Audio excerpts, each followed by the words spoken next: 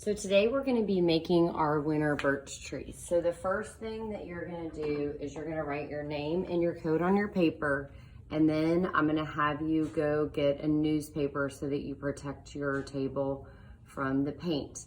At some point, I will have you get up and get your paint and your cardboard that you're going to be using for your trees. So when you write your name on the back, make sure and include your teacher's name too, and then flip your paper over.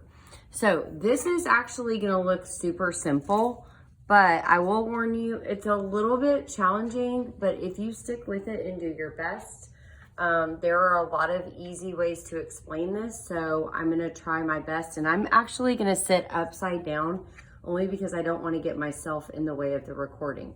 So last year we did our winter tree, and we used cardboard and we tapped to make the tree. So I think you remember that if you were here. You are also going to be using acrylic paint today. So this paint will also not come out. So please be careful. Even if it was tempera paint, it's black, and so it could stain your clothing. So you're only going to be using one side of your cardboard, and you want to make sure that it's a flat side and not a side that has any bumps to it, okay? You don't want to bend your cardboard because you're going to kind of use it like a credit card today, and you're going to tap and scrape. Tap and scrape. So what I'm going to do is, you're not scooping the paint or anything like that. So you don't need very much paint. So what you're going to do is you're going to tap your cardboard in the paint so that you can see that there's paint on the cardboard. And then you're going to make a straight line up. So you're going to see me, I'm sitting sideways, but you would be sitting down here looking straight at your paper.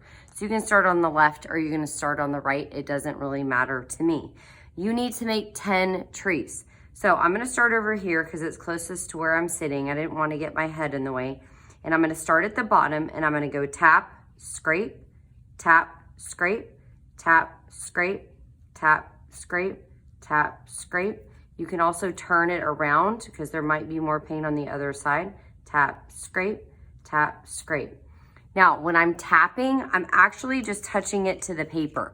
I'm not actually tapping it on the paper. So you can even say touch, scrape, touch, scrape. So birch trees are pretty thin. So you wanna go like maybe the size of your thumb and do the other side. So this, I just made the right side of the tree. Now I'm gonna go tap, scrape, tap, scrape, tap, scrape. And once you get going, you actually can do this pretty quickly, okay? Now you see how there's that bump on the outside? That's okay because we're gonna cut these out later on. So I'm gonna go back to my paint. Notice I don't really go back to my paint until I'm done with one whole side of the tree. That's because I have enough paint on my cardboard that I don't need to do that. Now, if you need to go back and get a little more paint, you can do that in between, but you shouldn't need to do that between every tap. So now I'm gonna leave a little space, and I'm gonna make my second tree. I'm gonna do the right-hand side of my second tree.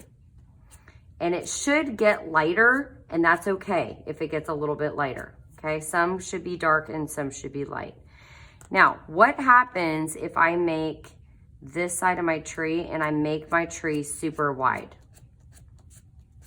Okay, so that's way bigger than my thumb, right? The width of my thumb. So what I can do is I can actually turn that into 2 trees and just make them super close together. And then I'm gonna do this side of this side.